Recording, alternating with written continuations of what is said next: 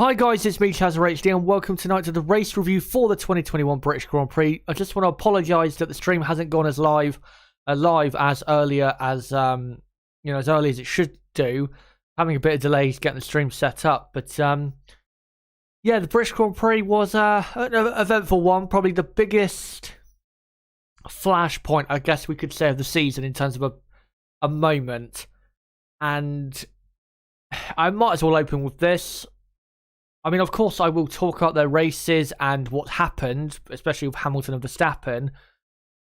But because, sorry, of the detail that I want to go into with the incident between Lewis Hamilton and Max Verstappen, and because of the amount of screenshots I want to use and the complexity of it, unfortunately, I haven't been able to have enough time to do the analysis in this stream. So unfortunately, there will not be an analysis of the incident in this stream. But what I am going to do is, after I finish this stream, I will then set up a recorded video for myself to analyse the incident and to go through it and analyse it in proper detail instead of, rushing things together and just quickly analysing it. I'd rather do it in a more detailed way, because it is a very complex incident and it's very, it's not just a clear-cut thing, I guess is what I'm trying to say. So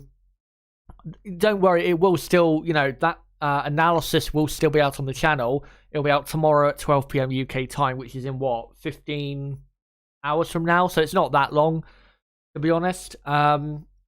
So yeah, sorry about that, but again, because it's so complex and I want to go as detailed into it as possible to explain my view of the incident and why I think X deserved Y penalty, and what certain drivers could have done differently, the reaction we've seen, it's not seen but heard after the Grand Prix, and why some reactions have been, quite frankly, just awful to the incident and what it means going forward. So yeah, I will, like I said, I will upload that tomorrow at 12 PM UK time.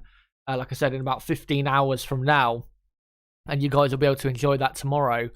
But again, I just didn't have enough time after the race finished, considering stuff I had to do, to provide that today, which, again, sorry about that, but that's just the way it is. Hopefully you guys are doing well after the race. Hopefully a lot of you have calmed down. I doubt it. I severely doubt it, considering what I've seen online. I mean, some of you I'm sure will be absolutely fine, but I'm sure there'll be plenty of people who are very emotional still about what happened in the Grand Prix, which I understand, especially if you are a supporter of one of the teams or drivers involved in the incident from the Grand Prix earlier today. But hopefully you guys at this time of day, whatever time of day it is in your part of the world, hopefully having as best a day as you could possibly be having. But before we get into the teams and how they got on and the events of their races, let's first get into the race results. The Lewis Hamilton wins yet another British Grand Prix. I mean, we'll get into in a moment whether he deserved it. Charles Leclerc second, great drive. His engine issues didn't help, and without those, he probably would have won the race today, but he did well to still finish in second, to be honest. And then Bottas third, Norris fourth, Ricciardo fifth, Carlos Sainz in sixth, and Alonso, Stroll, Ocon, and Tsunoda rounding out the points, with Gasly, Russell, Giovinazzi, Latifi, Raikkonen, Perez, Mazepin, Schumacher, the rest of the people who finished the race but did not finish in the points. And then your only two retirements, Sebastian Vettel and Max Verstappen. Of course, Verstappen out halfway through the first lap of the Grand Prix. We'll start off with Mercedes, and, well, there's only really one driver and one, I guess, thing to talk about with,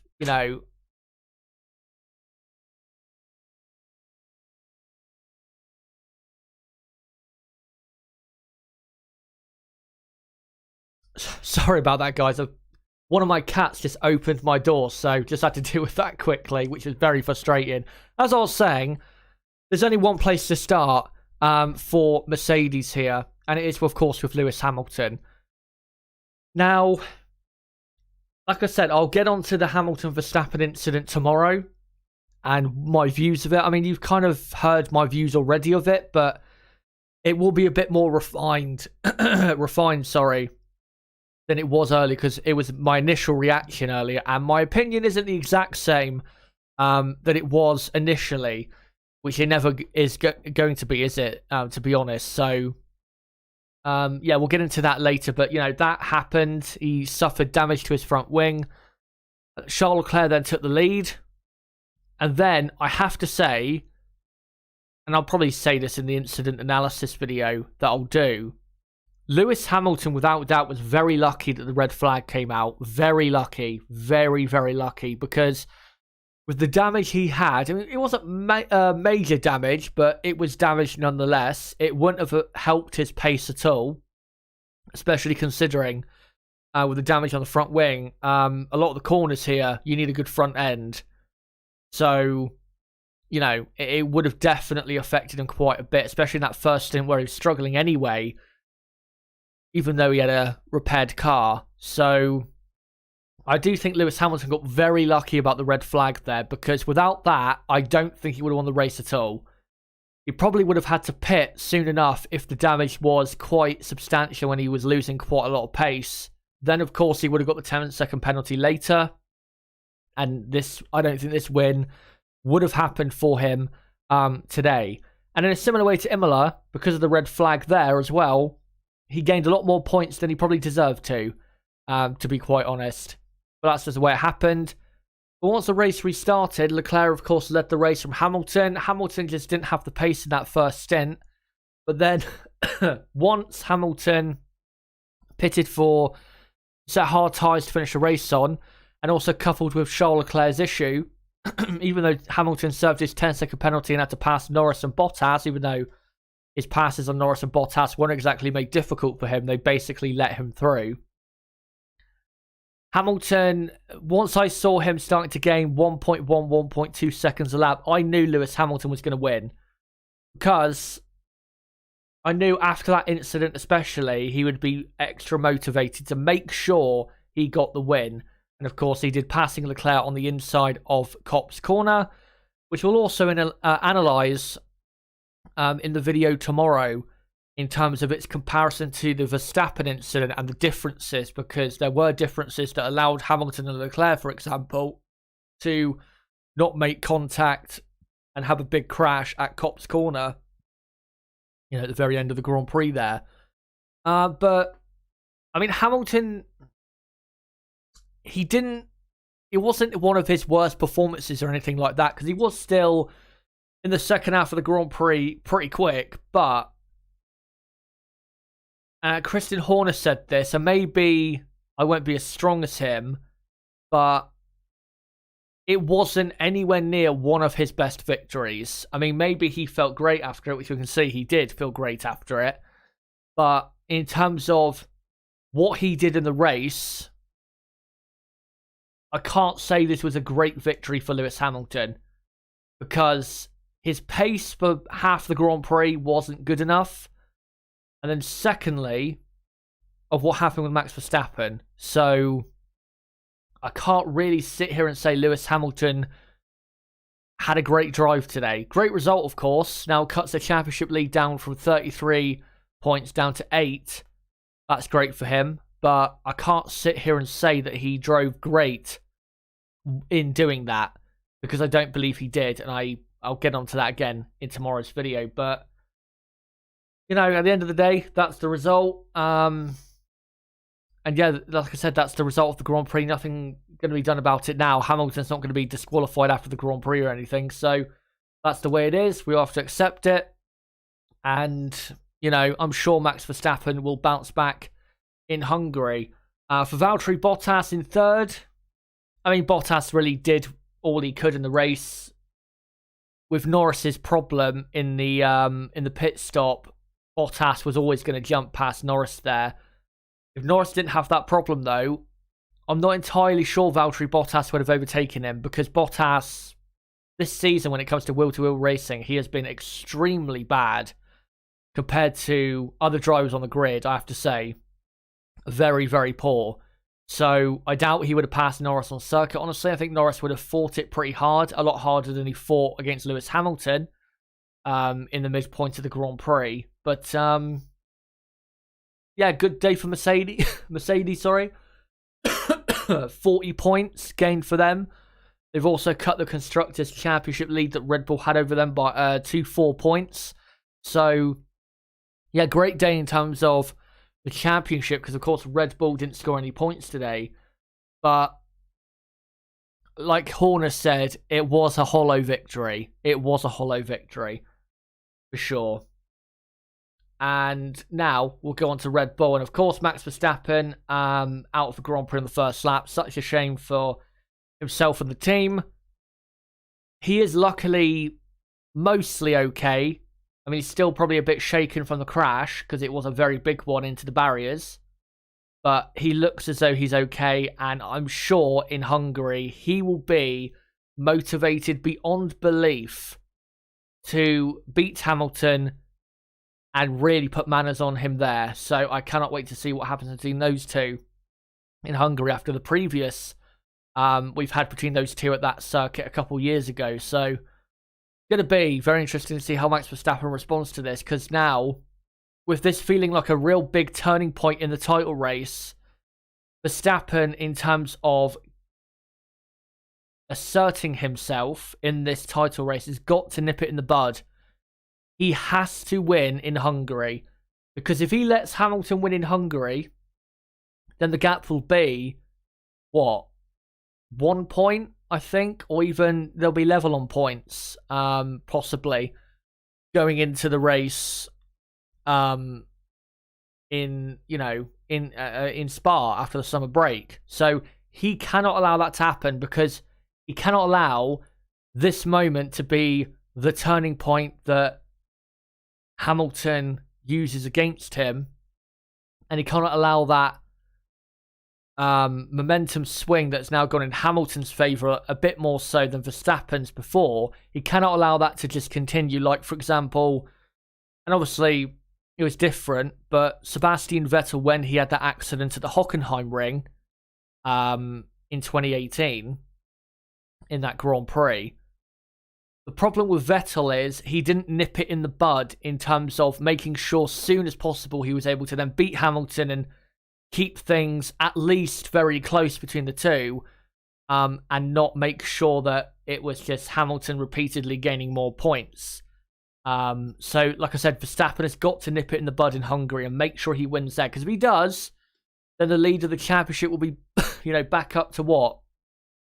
15 points?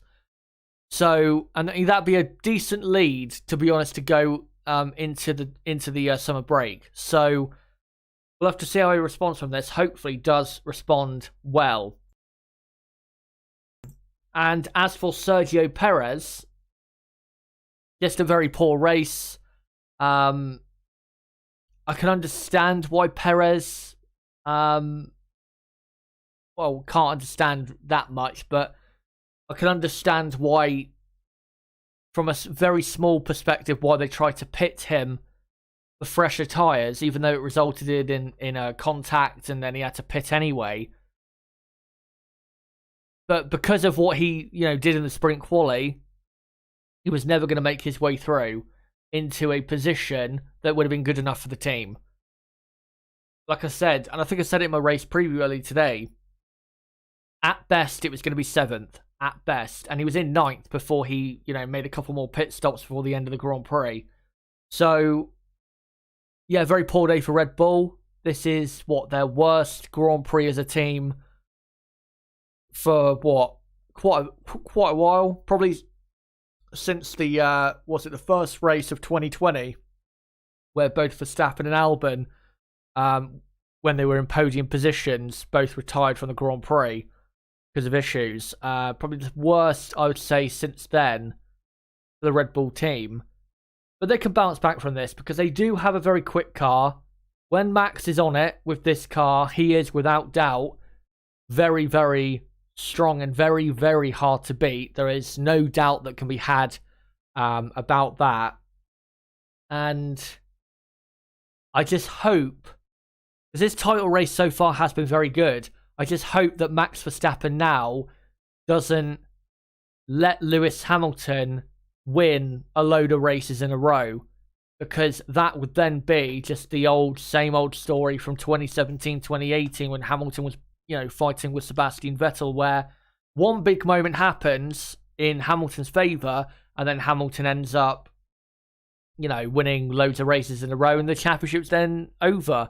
I really hope that's not the case, and I don't think it will be as bad as, say, back then, where Hamilton wins loads of races in a row and ends up winning the championship way before the final race. Because I don't care who wins the championship, of course, but I do want it to go to the final race, because considering how great it's been so far, it deserves to go down to the very final race on the 12th of December.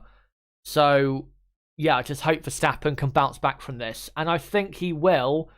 Maybe not, though, as big as he needs to, I think, going forward. But at least the summer break is coming up and he can relax then and, go again, I guess you could say, at the, triple header that comes at the end of the summer break. Spa, Zandvoort, of course, his home race. That'll be, I'm sure that'll be a very big race for him, and also the Italian Grand Prix at Monza. Talking of Italians, let's go on to Ferrari, who had a great day.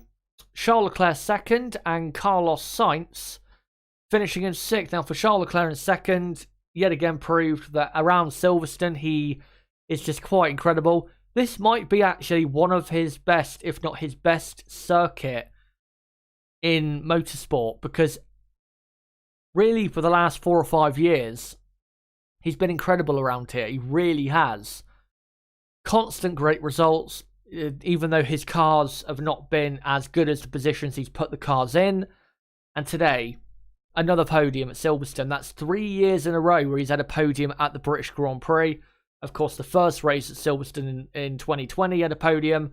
2019 he was just about third as well. And here, he was so close to winning, so close to winning. The engine problems did play a factor. I don't think it played necessarily as big of a factor as some will make out, because we have to remember he was 2.5 laps away from winning the race. So it's not like he ended up getting past with 10 laps to go or anything. He was close to winning, but made that mistake, critical mistake at Copse Corner. Shame for him, but he was definitely the driver of the day and deserved to finish in second place. Carlos Sainz in sixth. If he didn't have that pit stop problem, I think he could have got very close to Lando Norris. I'm not sure he would have passed him because the McLarens are too quick in a straight line, but I think Carlos Sainz would have been very close passing Norris for fourth, and definitely would have beat Ricciardo, because he was going to come out ahead of Ricciardo in that pit phase if that problem in the pits had not happened for him. So that's a shame for him, but very good drive, very good weekend for Carlos Sainz. And for Ferrari, they score 26 points. McLaren have scored 22.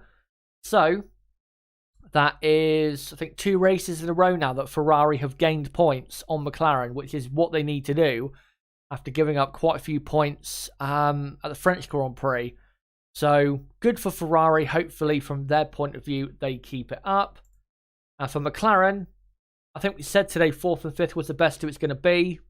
We didn't, though, expect Charles Leclerc to be so quick. So arguably, it could have been better. They could have got a podium today. And I do understand why there would be disappointment there, because Lando Norris, for example, had a slow pit stop. If he had stayed ahead of Bottas, could he have got a podium? It's a 50-50. Could have happened. I just don't know what to say. Whether as to it, would it have happened? I just don't know, because the Mercedes was pretty quick compared to the McLaren in the second half of the Grand Prix. So I'm not sure. We'll never find out, of course. But still, great result for Norris. He's now up to third in the Drivers' Championship. So great by him. Ricciardo 5th. This has got to be Ricciardo's best weekend of the year. 7th in the Friday qualifying, 6th in sprint qualifying, and 5th in the race. And, top 5 finish in a midfield car. I mean, come on, that's got to be a great result. It doesn't matter, who you are. It's got to be a great result no matter what. So McLaren, even though they've lost points to Ferrari, still very, very strong, and they still look pretty good for third in the Constructors. The next race, though, in Hungary, compared to Ferrari, will be hard because I think Ferrari will be very strong at the Hungaroring. And even if McLaren start behind them and do have, say, better race pace, of course, very hard to pass at the Hungaroring. But McLaren still very good result for them. Now we'll go on to the rest of the teams. Aston Martin. Lance Stroll, I've got to say, was one of the most underrated drivers of the day, finishing in 8th place, starting the race, of course, in 14th. Yet again, great start, great race pace. The Aston Martin as well, great race pace and good tyre life as well. I will admit I am a tad surprised he pitted so early for that first pit stop, because I thought he would probably do what kind of, say, Gasly or Tsunoda did, which was go a lot longer into the race than he did. But still ended up working out well, P8, and that is 4 very important points for them, because of course it does close that gap between them and Alpha Tauri for 5th in the Constructors. For Vettel, though, back to the bad old days, I'm afraid. The bad old days of Ferrari from what last year or the year before. The spin, embarrassing, all his fault. I'm sure he's already admitted to it. And then his pace after that was quite frankly abysmal. And pretty much retired because there was no point racing on any more. And yeah, Sebastian Vettel was just very, very poor today. I don't know why though, because the car was decent today, as Stroll showed. So I don't quite know why he was so poor, but that's what happened. I will say, though, with Lance Stroll, I do believe he has been one of the most, and maybe not as much as Carlos Sainz, but in the same ballpark, has been one of the most underrated drivers of the season, because he's put in plenty of very good performances. Bahrain, he did great, qualifying in the top 10, finishing in the top 10. I think he did the same at Imola as well, and finished, I think, in 8th place at Imola. Great result for him there. And then and a couple not too bad, but not that great races in Portugal and Spain. Then in Monaco, came from, 15th or 14th on the grid, and then ended up going as almost the whole Grand Prix distance, and ended up finishing in 8th place. Baku, he would have finished in the points if it wasn't for his tyre failure. And then he had a points finish in France. And then he had a points finish in the first race, I think 8th as well, in the Styrian Grand Prix. The second Grand Prix in Austria wasn't so good because Aston Martin just didn't really have the pace. I think it just in the races as much pace as they were expecting. And then here, a points finish. Been pretty good this season. This season as Lance Stroll. I mean, we've had how many races this season? 5, 6, 7, 8, 9, 10. And he has scored points in 1, 2, 3... 4, 5, 6. Considering where the Aston Martin car is, to score points in one in two races, pretty much, that's pretty good. I think people need to, put some respect on his name, honestly, because I think he's driving very well. Just again, he needs to get qualifying right. He'll get there. Maybe he won't be ever a good qualifier per se, but I think he will improve still, because he is still pretty young. I think we have to remember that. He was very young when he came into Formula 1, but yeah, a good finish there for him. I just want to, though, quickly read out a super chat that I've got for $19.99. That is a very generous super chat, and I thank you very much for that. From Razor 390, I think it is, who says, I would rather have incidents like this over risk-averse fear of penalty racing, which makes the sport boring. Unfortunate for Red Bull and Max, but no need to be sore losers. Max pushed Hamilton off this whole season, and then points to Imola and Spain. I do agree with you that I would rather that type of racing where people are going for it in that way, instead of thinking, well, I'm going to get a penalty if I do that, if I do this, do that, do the other. I agree with you, but there is still a fine line where you shouldn't go a bit, too mental when it comes to that. And I will say, I mean, I'll say this in the analysis video that I'm going to do when it comes to the whole Verstappen-Hamilton thing. I do think Max Verstappen's tweet that he put out after the Grand Prix, it doesn't help things. Saying, oh, you know, unsportsmanlike, very disappointing to watch him celebrating whilst I'm in hospital, which, yes, that is the case, but I just don't, you know, I don't think it helps things, and I think we don't want to,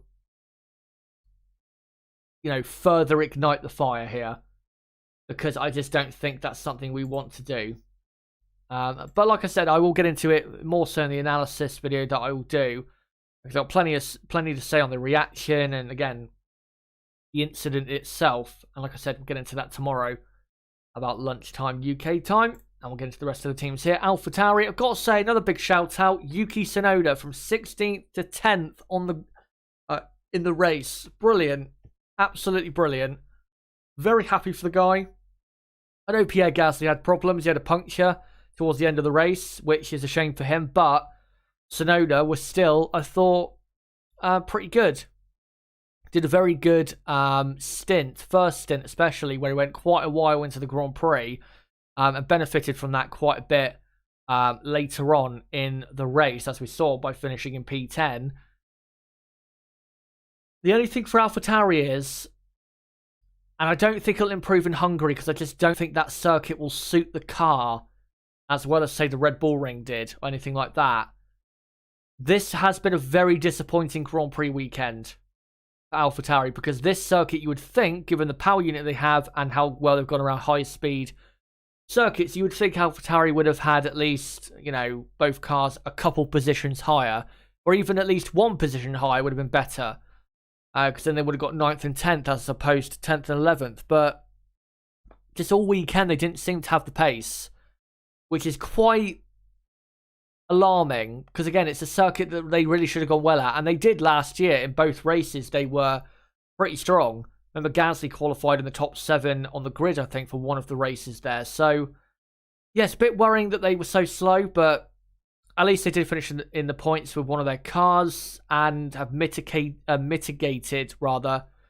the points loss compared to Aston Martin and Alpine, who, of course, are below them in the Constructors. So, it's not all doom and gloom, but I could definitely see them losing 5th in the Constructors before the summer break in that Hungarian Grand Prix, because if Aston Martin, you know, say Stroll has another great performance like he has today, then he could end up just about sneaking Aston Martin ahead. Saying that, though, the first initial tracks coming up after the summer break should very well suit the AlphaTauri car going forward.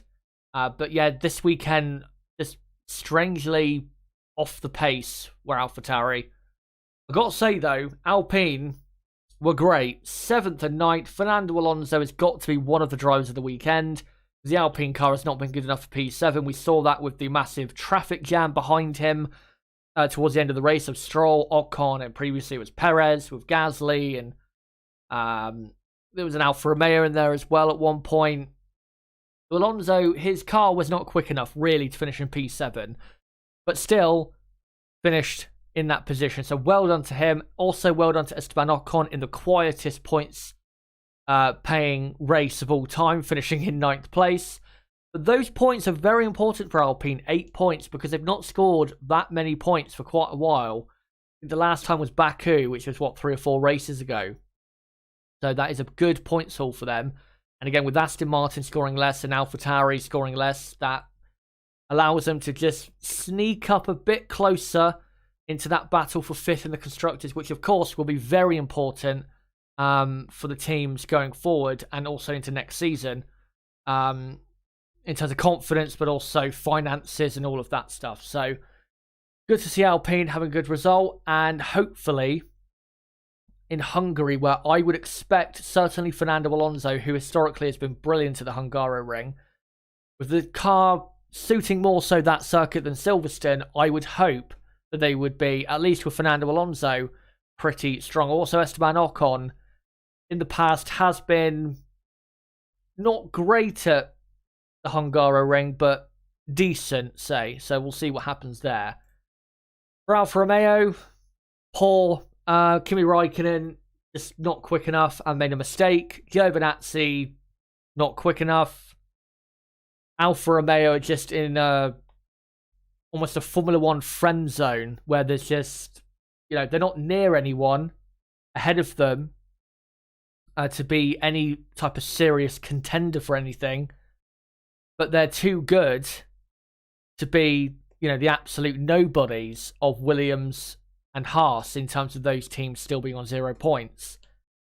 What else is there to say of Alfa Romeo? They're just a very dull, dead team, I'm afraid. Hopefully it improves next year, but they're just, the last 2-3 years, they've just been boring as fuck, I have to say. And finally is Williams.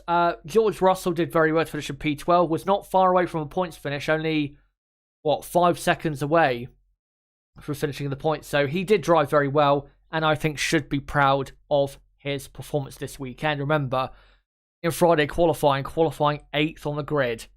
Very special boy he is. I've got to say though, Latifi as well, 14th. Didn't finish that far behind Russell, only 3 or 4 seconds. So I thought he did well as well. But yeah, Williams still waiting for that elusive points finish. And of course, Haas F1 were at the very back and were almost a lap down on the entire field in front of them. That's just how shit Haas are. Now, before we go, let's get into the Drivers' World Championship standings. So Max Verstappen leads by 8 points from Lewis Hamilton going into the final race before the summer break in Hungary in 2 weeks' time.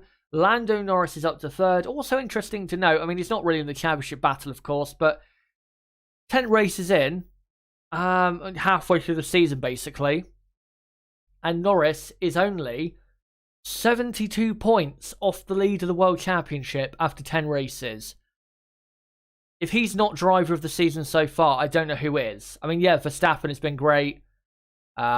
Leclerc's been great at points this season. Gasly as well, he's a mention.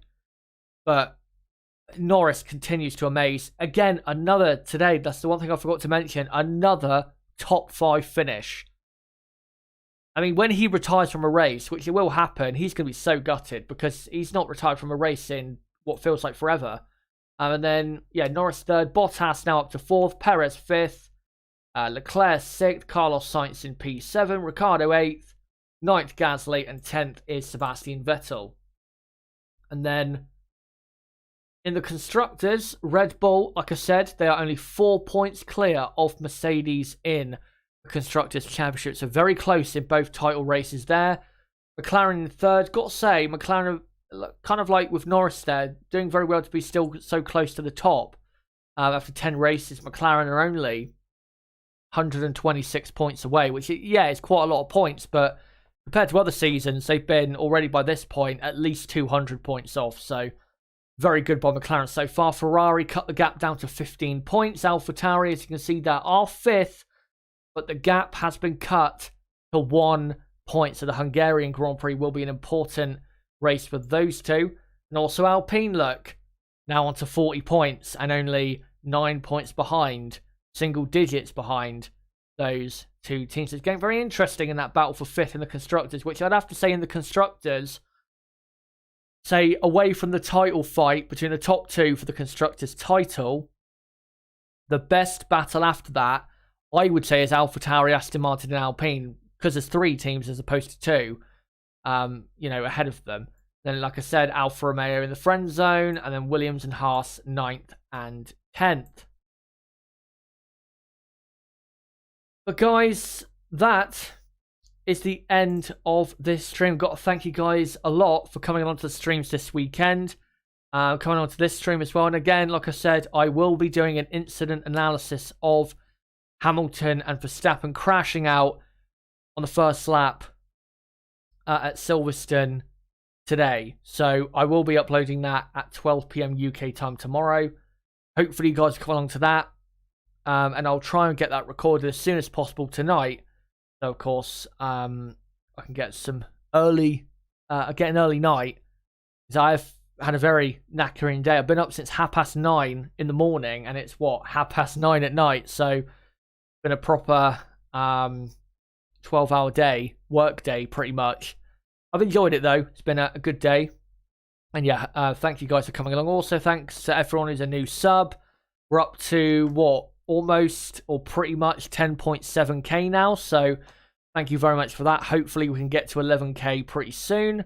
And I still want to update you guys. There is content coming for the summer break.